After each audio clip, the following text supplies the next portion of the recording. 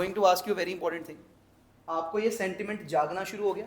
I won't say clear हो गया पूरा, क्या जागना शुरू हो गया?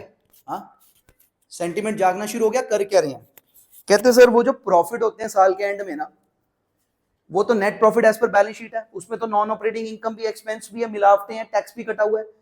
मैं एक काम करते हैं, देखते हैं जेन्युइन कितना कमाया पूरे साल में, तो सारे फिल्टर कर देते हैं उल्टा कैश फ्लो वाला statement, net profit as per balance sheet, dividend, ये वो सब हटा के कहां पहुंच जाते हैं? ऑपरेटिंग प्रॉफिट पे। मैं कहूँ वो तो जेन्युइन होता है। फिर ऑपरेटिंग प्रॉफिट करके क्या करते हैं? तेरा इतना, मेरा इतना, तूने इतना कमाया, इतना तुझे हासिल हुआ, ये दो कर लेते हैं, ठीक। और उसके बाद वो जो मिलावटें होती हैं, नॉन ऑपरेटिंग एक्सपेंस, वो देख लेते हैं किसके दौर में हुए थे। मैं कहा ये घाटा इनके टाइम पे पड़ा था, ये जो लॉस बाय फायर है टाइम बेसिस पे, और ये लॉटरी हमारे टाइम पे लगी थी, वो बाद में फिल्टर कर लेते हैं, उसे एवरेज नहीं करते, ठीक है। जो फाइनल नेट प्रॉफिट होता है वो तो मिलावटी होता है, उसमें तो सारी मिलावटें होती हैं। मैं कहा उसे फिल्टर करते चलते हैं। उल्टा जाना पड़ेगा क्योंकि net profit as per balance sheet है, बिल्कुल कैश फ्लो वाला कॉन्सेप्ट, ऊपर तक आ गए। ऑपरेटिंग प्रॉफिट निकाल लिया। मैं कहा ऑपरेटिंग प्रॉफिट तो जी वक्त पे होता है ना, जेन्युइन तरीके से निकलता है। 12 महीने में इतना कमाया, चाहे आपने चाहे मैंने काम किया, इतना कमाया, इतना आपका, इतना हमारा, टाइम बेसिस पे टाइमिंग एडजस्टमेंट हो गई। उसके बाद हुआ कि loss of stock by fire. मैं कहा डेट देखो अब कब हुआ था loss of stock by fire. कहते जी इस दिन हुआ था। मैं कहा तब इनके हाथ में कंट्रोल से, इनका घाटा हमारा नहीं है, और अगर हमारे आने के बाद हुआ है तो हमारा घाटा। बस वो फिल्टर लग रहे हैं और कुछ नहीं हो रहा, फिल्टरिंग करनी होती है। Any doubt? धीरे धीरे फिल्टर बढ़ने वाले हैं हमारे। शुरू करूं?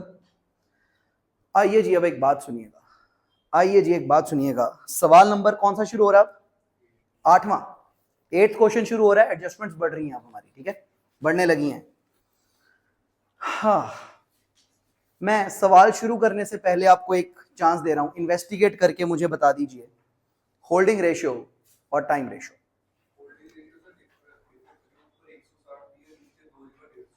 हाँ जी, मेरे से प्रिंटिंग एरर हो गया, मैं बदलना हाँ जी, वो है नहीं है वहां पे सर, है नहीं तो हाइफन है सर। हाँ जी, उनकी फिगर्स हाइफन है, ये गलती मेरे से हुई है। 160 को 150 कर लो, ऊपर ऊपर 160 छप गया, वो 150 कर दो, वो प्रिंटिंग एरर मेरा है। हो गया यहां तक? हाँ भी, अब बताइए सर होल्डिंग रेशियो 75 25।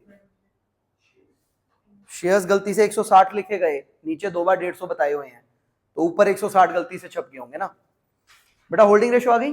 चलिए टाइमिंग रेशियो बताइए।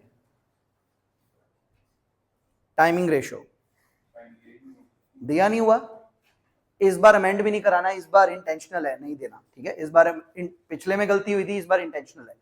आइए देखें क्यों नहीं दिया हुआ। सुनिएगा, सुनिएगा, भाषा है, सुनिएगा ध्यान से। मैं अरब दिस भाई, टाइमिंग रेशियो का करना क्या होता है? एंड ऑफ द डे जो रेवेन्यू प्रॉफिट्स आ जाते हैं उसे टाइम बेसिस पे बांटना होता है। कोई डाउट? कहानी सुनिएगा ध्यान से। अब शुरू करूं। एडिशनल इंफॉर्मेशन, पहली बात सुनना। कहते कंपनी एस ने सारे प्रॉफिट्स कमाए ही तब हैं जब एच ने उसके सिर पे हाथ रखा है, उससे पहले कुछ नहीं कमाया था। सीजनल बिजनेस हो गया। क्लियर बता रहा लाइन में? कहता जी हमारे एच के आने से पहले तो ये फाके काट रहे थे, इनसे कुछ नहीं हो पा रहा था, ये तो हम आए हैं तो उसके बाद ही ये कमाइयां कर पाए हैं। Any doubt? Any doubt? Clear है? सब क्लियर है? आइए एक मिनट फिल्टर देखिएगा, ठीक है। बताइए बेटा एस लिमिटेड के प्रॉफिट्स और रिजर्व्स कितने हैं? रिजर्व 600 और प्रॉफिट 1200। बेटा ध्यान से देखना मैं क्या कर रहा हूं, क्या ठीक लगता है आपको कि नहीं? कृपया ध्यान दें। Revenue profit, capital profit total, ठीक। 1200 क्या है? सरप्लस। रिजर्व कितना है? 600 का रिजर्व जो टोटल है वो सारा पुराना हो गया। डाउट है किसी को? डाउट है किसी को? सर है, रिजर्व तो पुराना ही होता है ना। सरप्लस कितना है? एज पर क्वेश्चन ये 1200 सारे का सारा रेवेन्यू प्रॉफिट है, यहां आ गया। और as per language of the question, यहां पे टाइमिंग एडजस्टमेंट होती है ना, टाइमिंग एडजस्टमेंट, ठीक। ध्यान से सुनना, मैंने क्या लिख दिया? Not applicable. बेटा इसका कारण क्या नॉट एप्लीकेबल का, सुनो, ये कारण नहीं है कि मैंने रेशियो दी नहीं हुई टाइमिंग की, कारण क्या है, इंग्लिश क्वेश्चन कह रहा है, अगर मैं दे भी देता ना कि किस दिन शेयर्स लिए तब भी टाइमिंग रेशियो ना लगती, क्योंकि क्वेश्चन ने बता दिया है कि जो भी कमाइयां हुई हैं वो सारी की सारी हमारे आने के बाद हुई हैं, तो timing ratio is not applicable in the question. Any doubt? बेटा 8वां सवाल है, तो मैंने ना कंफ्यूजन से बचाने के लिए तुम्हें दी नहीं। जब 18वां सवाल होगा ना, मैं ऐसा पॉइंट डालूंगा और टाइम रेशियो पकड़ा दूंगा, फिर मैं देखूंगा क्या करते हो, वो गलतियां पैदा करेगी बात, ठीक है? अलर्ट क्लियर है तुम्हें? तारा लगाओ पॉइंट पे, तारा लगाओ, और इतना डाल लो अगर डालना है तो, या बाद में डाल लेना, वो तुम्हारी मर्जी है, इतना डाल लो।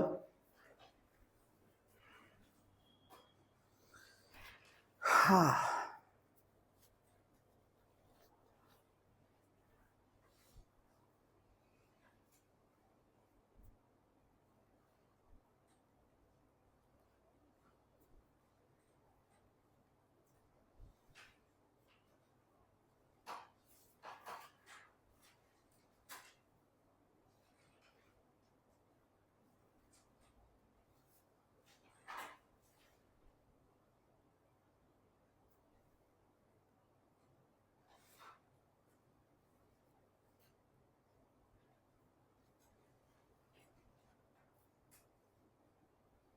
चलो आगे। बेटा पॉइंट 2 भी अपने आप ही डील हो चुका, यही किया मैंने, ऑटोमेटिक डील हो गया। कहता जिस दिन एक्वायर किया था शेयर उस दिन रिजर्व 600 थे, मैं कहा यानी पुराने थे, मैंने पुराने ही डालने हैं, मैं कहा बच गया मैं। Any doubt? बेटा अगर यहां पे होता कि 500 पुराने थे तो फिल्टर हो गया होता कुछ ना कुछ, दैट्स फाइन, ओके। हाँ भी, if permission I like to move forward. बेटा ये 2 पॉइंट हो गए, अगला सुनो, ये है स्पेशल पॉइंट, नवा आया है, पॉइंट नंबर 3। अच्छा एक बात है बेटा, ये सारा कौन कर रहा होता है, होल्डिंग कंपनी के सब्सिडरी कंपनी, ये जो सारी कैलकुलेशन, होल्डिंग। गरीब कंपनी क्यों करेगी? वो कहते हैं आप मालिक हो, आप जानो आप पे क्या कानून लगता है, हमें, हमारे को तो कोई फर्क नहीं पड़ता। होल्डिंग कंपनी कर रही होती है, क्यों कर रही होती है? ताकि अपने शेयर होल्डर्स को जेन्युइन डिस्क्लोजर दिया जा सके, ठीक है, 2 बैलेंस शीटें जोड़ी जा सके। अब ये सुनना, ध्यान से सुनिएगा, बिल पेबल है एस लिमिटेड के, मैं कहा हाँ जी बिल पेबल है जी, एस लिमिटेड दे 300 दे, 300 दे, ध्यान से सुनना।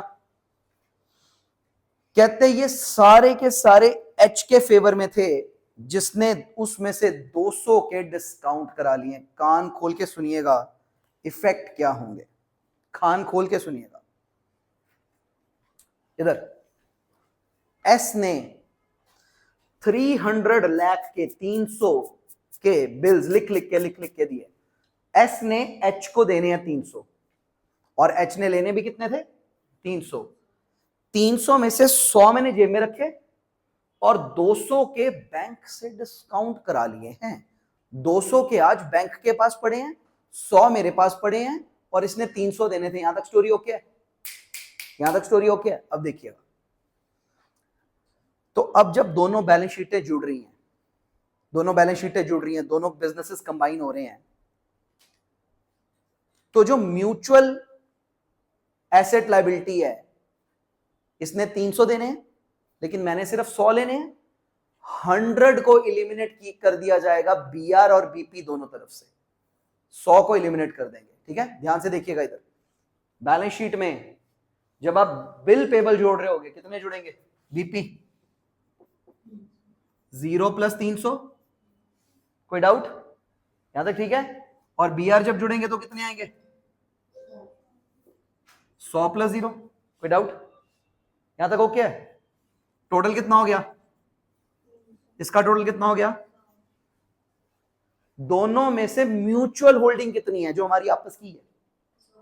100 की है ना आपस की? 100 की आपस की है ना? डाउट है? नहीं दिखता कि 100 की आपस की है? हाँ हाँ, अभी इधर be very alert. S company ने 300 के बिल्स लिखे, 300 के, डन, चुकाने हैं, लायबिलिटी है उसकी, उसकी बुक्स में आ रही है लायबिलिटी 300 की, और ये सारे बिल्स किसको दे दिए उसने? तो एच ने कितने लेने थे? उसमें से उसने 200 के बिल्स निकाल के बैंक को दे दिए और उनसे कैश ले चुका है एच। कैश ले चुका है। ये अब किसके पास है? बैंकर के पास है। ये बैंकर के पास है। बैंकर एक दिन आएगा इससे पैसे मांगने, लेकिन मेरे पास कितने? 100। उसने कितने देने हैं? 300। 100 मुझको, 200 बैंक को, 100 मुझको, 200 बैंक को। कोई डाउट? तो जब अब हम दोनों भाई हो गए, हम दोनों इकट्ठे हो गए, तो मैं कहा ना मैं तेरे से 100 लूंगा ना तू 100 दियो, 200 याद रख ले कि तूने देने बार वाले के। तू और मैं तो इकट्ठे हो गए ना, अब तो एक ही हो गए हम लोग, तो अब आपको देने की जरूरत नहीं है। मैं लूंगा किससे? ले ही नहीं सकता। जब कंपनी मेरी हो गई तो मैं लूंगा किससे? सारा का सारा माल खत्म कर देते हैं। Any doubt? बेटा म्यूचुअल होल्डिंग कितनी है? 100, 200 के 300 म्यूचुअल होल्डिंग 100। स्टोरी में म्यूचुअल होल्डिंग कितनी है? 100। पॉइंट देखिएगा, बहुत सिंपल पॉइंट है, अगर एक बार स्टोरी आ जाए तो। जो म्यूचुअल होल्डिंग है उसे एसेट लायबिलिटी दोनों में से हटा दीजिए। लेने वाला बोलेगा 100 रुपए किससे लूंगा? मेरी तो कंपनी है, हटा दिया, BR 0 हो गए। और BP 100 कट गए। जो जेन्युइन लायबिलिटी है 200 टुवर्ड्स आउटसाइडर, वही शो हो रही है, वही रिफ्लेक्ट हो रही है बिजनेस में। Any doubt? और आप एक नोट देंगे बैलेंस शीट के नीचे, 200 नहीं, नोट नहीं देंगे, बात खत्म। हो गया? हो गया यहां तक? Any doubt? पक्का? म्यूचुअल होल्डिंग को सेट ऑफ करना था। म्यूचुअल होल्डिंग बेटा ये वाला बताना, इधर ये वाला बताना। इसके 5000 के बिल हैं, इसकी लायबिलिटी 5000, सारे इसने मुझे दिए थे 5000। मैंने 5 में से 2000 बैंकर को दे दिए, तो उसने 5 देने हैं, 3 मुझको 2 बैंक को, 3 मुझको 2 बैंक को। जब कंपनियां इकट्ठी होंगी कितनी म्यूचुअल लायबिलिटी सेट ऑफ हो जाएगी? 3, जो हमारी अपनी है बेटा। 2 बचेगी, 3 सेट ऑफ हो जाएगी, 2 तो निकल गई, वो मार्केट में है, वो लायबिलिटी बचेगी, जो आपसदारी की है वो हट जाएगी। हाँ कि ना? ना है तो बता दो, दिख गया कि नहीं दिखा? पक्का? हाँ भाई, इफेक्ट क्लियर है बेटा? दोनों इफेक्ट कहां आने हैं इसके? बैलेंस शीट में। हो गया पॉइंट? दोनों इफेक्ट कहां आने हैं? बैलेंस शीट में। हो गया? नेक्स्ट सुनो, नेक्स्ट सुनो, ये बात ध्यान से सुनना, last point, normal balance sheet effect बनाना। लास्ट पॉइंट का क्या है? Sundry assets of S are under valued by 200। S को पता ही नहीं है कि उसके एसेट्स अंडर वैल्यूड है। एस को पता ही नहीं है कि उसके एसेट्स, मुझे तो पता है, मैं कहूं उन्हें अकल ही नहीं है। बेटा मुझे जेन्युइन डिस्क्लोजर करना पड़ेगा। 2 इफेक्ट्स बताइए अगर एसेट्स को जेन्युइन वैल्यू करना है तो। ये तुम जनरल एंट्री ना बोला करो, इफेक्ट बोला करो। एंट्री उल्टी कर देते हो, फिर मेरे को बहुत स्विच ऑफ आता है। एसेट बढ़ानी है, बढ़ानी है तो डेबिट होनी है सर एंट्री में। एंट्री तो ही बोलो अगर इफेक्ट क्लियर है तो। हाँ भाई, एसेट बढ़ेगी, सेकंड इफेक्ट रिवैल्यूएशन रिजर्व बढ़ेगा। बेटा रिवैल्यूएशन रिजर्व अगर बोलना हो रेवेन्यू प्रॉफिट है कि कैपिटल प्रॉफिट है तो कौन सा बोलोगे? इस भाषा में बोलना हो तो कमाया हुआ पैसा है, रेवेन्यू प्रॉफिट में जाएगा कि ये तो एम ही फायदा हो गया, एसेट्स वैल्यू हो गई है, एम ही फायदा हो गया। कैपिटल प्रॉफिट का नेचर ज्यादा लग रहा है। 2 इफेक्ट, बैलेंस शीट में सन्ड्री एसेट जहां लिखोगे वहां पे 200 बढ़ा देना, और यहां कैपिटल प्रॉफिट्स में बढ़ा देना 200, revaluation of assets. Any doubt? B section में बढ़ा देना एड रिवैल्यूएशन ऑफ एसेट्स। इधर नहीं आएगा, इधर नहीं आएगा, इधर आएगा 200। हाँ भाई, may I repeat the points with you, ध्यान से देखना क्वेश्चन के सारे पॉइंट्स आगे के नहीं आगे। सुनो बेटा, क्या ये भाषा ने आपको सेटल किया कि टाइमिंग रेशियो नहीं लगनी? इस बार सुनना ध्यान से। कंपनी एस ने सारे प्रॉफिट कमाए ही कब हैं? जब एच ने उसको एक्वायर किया। मैं कहूं सीजनल टाइप ऑफ बिजनेस, ओ पहले कुछ नहीं था, हमारे आने के बाद ही सब हुआ। यानी कि करंट कमाई में से कुछ भी पुराने में शिफ्ट नहीं होगा, सारी कमाई करंट रहेगी। Timing ratio not applicable. Point okay है। सेकंड पॉइंट तो वैसे ओके है बेटा, थर्ड में पॉइंट पे टाइम लगाया मैंने, बीपी वाला पॉइंट ओके हो गया। किसी को डाउट है? गलती तो नहीं करेंगे? दोनों में से लोअर रकम ने सेट होना होता है, लोअर में। ठीक है, हो गया। लास्ट, अगर एसेट्स अंडर वैल्यूड पड़ी थी ऊपर लेके आना पड़ेगा बेटा। एसेट को ऊपर लेके आओगे तो इधर से एसेट बढ़ेगी और इधर रिवैल्यूएशन रिजर्व प्रॉफिट बना। मैं जी रिवैल्यूएशन द प्रॉफिट हो यार, कमाया थोड़ी है मैं पैसा, लैंड का पे बढ़ गया, कैपिटल प्रॉफिट है, मेरी लॉटरी लगी है, मेरी मौज लगी है, कैपिटल प्रॉफिट बढ़ा दिया। No doubt? क्लियर है? चलिए क्वेश्चन करके दिखाइए पूरा। एक और है अगले पेज पे, क्या बात है जी, एक और आ गई, और है वाह। आइए जी, अब ये वाली भी देखें। Be very alert. Stock of H limited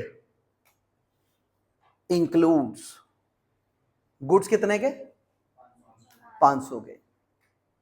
कहता ये हमने एस से खरीदे थे। किससे? एस से खरीदे थे। एक काम कर रहे हैं बेटा आप लोग, अब सुनो, इस पॉइंट के बिना पहले क्वेश्चन करो, फिर इसके साथ दोबारा करते हैं, ज्यादा हो जाना डाटा। पहले इसके बिना वाला कर दो सारा, फिर इसको साथ में लेते हैं। अब री लिखेंगे दोबारा 8 क्वेश्चन, ठीक है?